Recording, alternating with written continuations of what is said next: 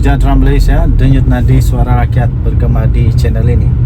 Akhirnya Daim Zainuddin yang sekarang ini masih lagi dalam siasatan oleh pihak berkuasa SPRM secara khususnya buat satu pengakuan yang cukup mengejutkan. Memang tak disangka beliau tiba-tiba saja mengakui bahawa dia ini memang cukup kaya raya. Malah mungkin boleh termasuk di dalam senarai-senarai manusia paling kaya di dunia sebenarnya ya. Apa tidaknya Daim Zainuddin sendiri mengakui bahawa jika beliau kekal dalam perniagaan, aset saya kini 50 bilion ringgit Malaysia, kata Tun Daim Zainuddin. Wow, kalau 50 bilion, dia mungkin boleh masuk, boleh tersenarai di dalam manusia-manusia kaya di seluruh dunia. Bekas Menteri Kewangan Tun Daim Zainuddin mendakwa beliau adalah seorang ahli perniagaan yang kaya dan berjaya sebelum menyertai politik dan menjawat jawatan awam lagi.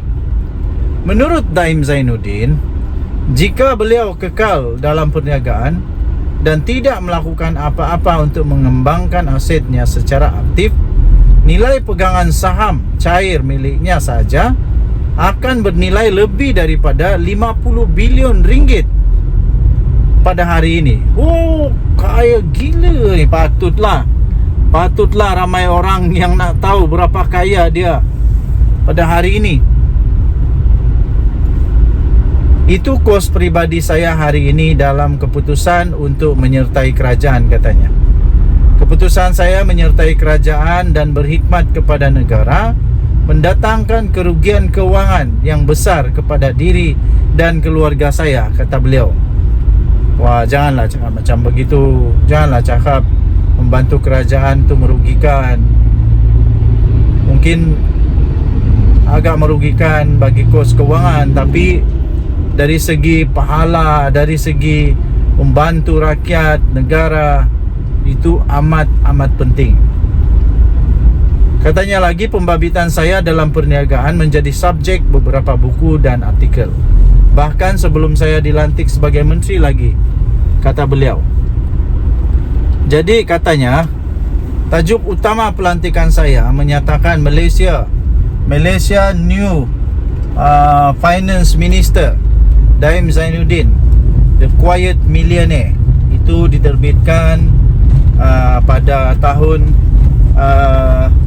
12 Ogos tahun 1984 lagi. Kemudian ada lagi artikel-artikel lain, antaranya Tycoon Daim Tax Finance Millionaire Entrepreneur Daim Zainuddin 45 has been catapult into the cabinet as finance minister. Itu 15 Julai 1984 katanya. Jadi beliau ingin menunjukkanlah, beliau ingin membuktikanlah bahawa memang beliau ini memang seorang yang sudah kaya raya sebelum jadi menteri lagi. Baguslah kalau begitu. Daim berkata demikian melalui afidavit sokongan yang dikemukakan beliau dan keluarga dalam permohonan mereka untuk memohon kebenaran memulakan prosiding semakan kehakiman bagi mencabar siasatan Suruhanjaya Pencegahan Rasuah SPRM terhadap mereka. Daim atau nama sebenar beliau iaitu Cik Abdul Daim Zainuddin berkata pada waktu sekitar 1969 beliau menceburi bidang perniagaan dan mengasaskan bersama rakan kongsi lain, iaitu Syarikat Maluri Sdn Bhd yang terbabit dalam pembangunan hartanah. Bekas ahli parlimen Merbok itu berkata, syarikat itu bertanggungjawab membangunkan perbadanan yang dikenali sebagai Taman Maluri dan Taman Bukit Maluri di Kuala Lumpur dengan pernilaian pada hari ini yang bernilai lebih daripada 26 bilion ringgit Malaysia. Daim berkata beliau juga adalah pemilik Malaysian French Berhad, Malaysian French Bank sebenarnya, kemudian UMBC kini RHB, dan mempunyai kawalan serta kepentingan besar dalam banyak syarikat untuk syarikat induk seperti Sime UEP, Sime Darby sekarang ini, Goods Hire, TV3, Maybank, Consplan, Cold Storage, dan Nestle Malaysia. Okey, jadi untuk mendapatkan berita lengkap tentang perkara ini, anda boleh layari di sabudinusin.com. Dan artikel ini sebenarnya adalah panjang sangat. Jadi anda boleh lihat telah diterbitkan pada asalnya di bharian.com.my, diterbitkan semula di sabudinusin.net. Dan jumpa lagi. Bye bye. Salam sejahtera Malaysia, denyut nadi suara rakyat bergema di channel ini. Apa kabar tuan-tuan dan puan-puan yang dihormati sekalian? Minggu ini minggu kedua kita di dalam tahun 2024. Pastinya banyak berita-berita yang hangat. Antara yang hangat diperkatakan, dan ada kawan, viewer, ada rakan di dalam pemerhati politik, penganalisis politik Malaysia bertanya kepada saya, bagus tangkaplah Raja Petra Kamarudin itu. Itu mungkin ada dia yang marah, tapi akhirnya saya berjaya tenangkan dia. Saya kata bukan senang untuk tangkap Raja Petra Kamarudin, sebab dia ini gelendangan, pelarian politik, pelarian yang terpaksa merempat di negara orang kerana dia takut untuk balik Malaysia, saya kata. Dan dia berada di saya tidak pasti kalau dia dapat suaka atau tidak. Tapi untuk tangkap dia itu bukan mudah, perlu banyak proses. Tapi saya setuju kalau dia boleh ditangkap mengikut undang-undang, boleh ditangkap mengikut luras undang-undang, dan kalau diberikan kuasa penuh kepada PDRM untuk tangkap dia, saya setuju, tangkaplah. Sebab kenapa? PDRM dah lama tunggu dia ni balik Malaysia untuk dibicarakan untuk kes-kes tertentu. Bukan dibicarakan saja, tapi untuk disiasat, memberi keterangan dan sebagainya. Tapi oleh kerana dia tak balik Malaysia, entah kenapa dia takut balik Malaysia, hanya orang yang bersalah yang takut balik rumah. Home is the best place, the safest place should be. Sepatutnya rumah itu adalah tempat yang paling selamat.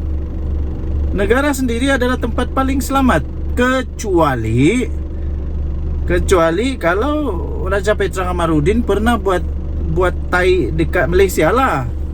Kalau dia pernah buat hal dekat Malaysia, mungkin dia takutlah balik Malaysia.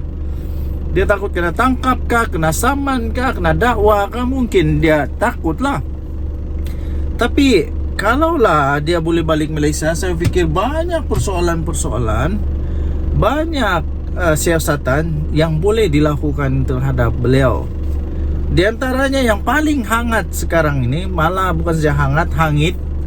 Dia dakwa menurut trisikan dia kelah, nama maklumat yang dia dapat lah, ada 120 lah, macam-macam. Tapi sebenarnya tak ada ya. Baru sebentar tadi saya baca satu lagi tajuk artikel. Ini Ketua Polis Negara, IGP sendiri yang tampil dan mengatakan kalau memang betul sudah cukup nombor, sudah cukup angka, sudah cukup MP, sudah cukup sokongan, mereka pastinya sudah menghadap di Pertuan Agong, kata Ketua Polis Negara. Maksudnya tak ada. Jadi Raja Petra ni seolah-olah dia ni pembohong nombor 1 dunia, bertaraf dunia dah. Bukan bertaraf Malaysia, bertaraf dunia. Kerana dia bukan di Malaysia, jadi dia bertaraf dunia lah. Memang hebat lah. Tapi banyak-banyak perkara yang bertaraf dunia, yang tak baik-baik, elakkanlah. Apa yang menariknya kalau jadi pemfitnah, pembohong nombor 1 dunia? Tak ada orang yang bangga pun, malah orang benci adalah. Jadi pada pendapat saya, betul lah apa yang kawan cakap, apa yang saya ditanya itu. Tangkap sajalah kayak apa ni, Raja Petra Kamarudin, tangkap saja. Tapi janganlah marah ikut perasaan, jangan buat keputusan ikut emosi. Jangan buat keputusan waktu marah, sebab selalunya keputusan yang dibuat masa marah, masa ikut emosi itu keputusan yang tak berapa nak elok lah. Jadi kena faham ada proses, ada perundangan tertentu yang perlu dilaksanakan, perlu dipenuhi untuk menangkap beliau. Jadi dia masih lagi boleh disebut sebagai gelendangan, gelendangan kerana dia tak balik-balik rumah. Kesian juga. Tapi itulah, siapa suruh orang Sabah bilang kotor padan muka lah.